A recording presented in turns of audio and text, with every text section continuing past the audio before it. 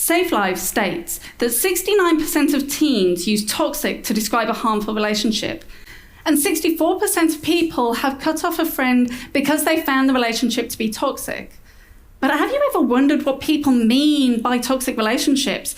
I mean, one person's idea of toxic behavior isn't necessarily the same as someone else's. In my work as an NLP master practitioner and a female empowerment coach, I have discovered that there are 3 key points in understanding toxic relationships.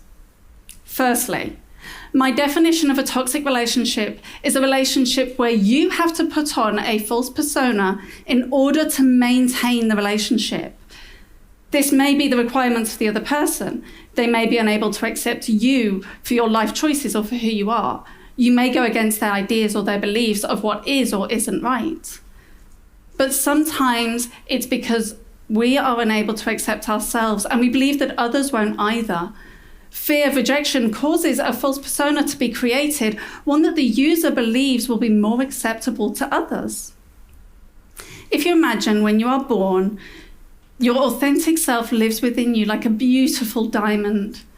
And as you start to grow, you're told to conceal parts of this, to not be so silly, stop being so loud, be more like your brother or your sister. You learn to mold yourself to be who your parents want you to be. And then you go to school, and your teachers and your peers cause more layers of mud to be applied. You know, you smooth over the sharp edges and you hide any imperfections. You learn that to be accepted by others, you must change parts of yourself. And then when these relationships end, the facade will fall away. It's no longer needed. You feel like you're losing parts of yourself when actually you're only losing the mask you hid behind. The creating false personas, it restricts you, it hides who you are. You lose connection with your authenticity, your uniqueness. Secondly, all abusive relationships are toxic, but not all toxic relationships are abusive. With so many conversations around abusive relationships, it can be really confusing as to what people mean. The terminology in the online space seems to vary in meaning from one place to another. And a lot of it is directed about harmful relationships needing to end.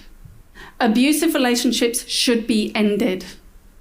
If the false persona created is an imposition of the other person, or if it is required for your safety, then it is bordering on abuse. But an abusive relationship is multifaceted. It is layer upon layer of behaviors and actions that are intentionally detrimental to the victim. And even the toxic relationship part is amped up to the next level.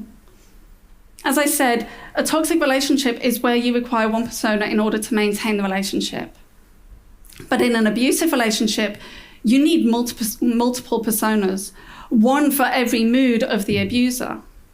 Victims of abuse often talk about living on eggshells, and it's because they constantly have to analyze and assess the mood of their abuser and figure out, who do I need to be in order to survive this version of you? In a toxic relationship, sometimes it's because of the false persona already created. So, say somebody describes themselves as easygoing and laid back. They may find that in their relationships, they're unable to communicate their needs or their boundaries. The toxic relationship may be because the other person doesn't realize that they are doing anything wrong. Communicating what you need and how people can do the right thing by you within your relationships, it gives the other person the opportunity to do the right thing and to respect you. It builds healthy relationships.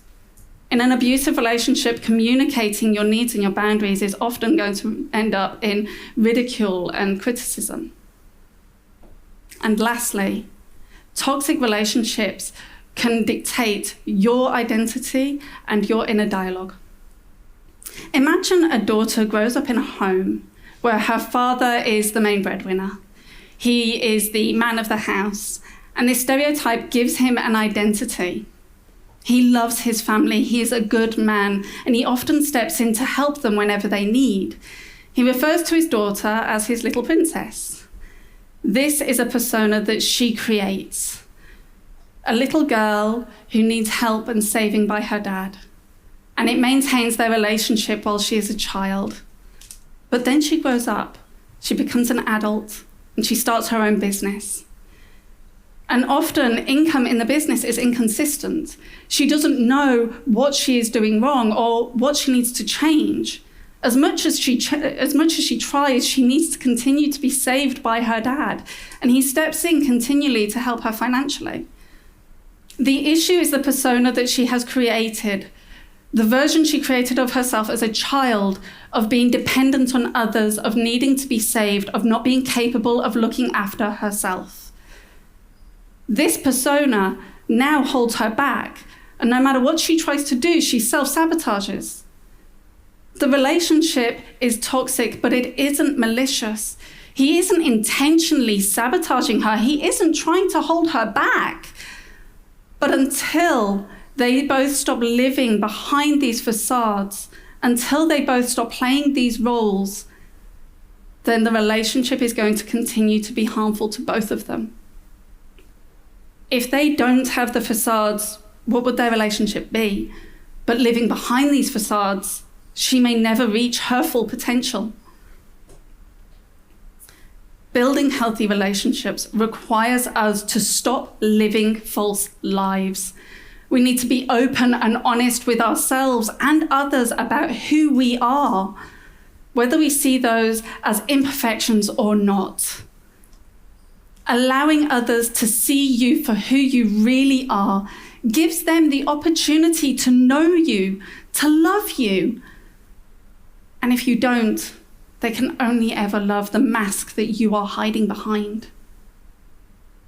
So where in your life have you learned to conceal, to hide, to be something else, to be accepted? And what could your life be if you shed all of those facades and if you let that authentic diamond version of you shine and be everything that you are capable of being?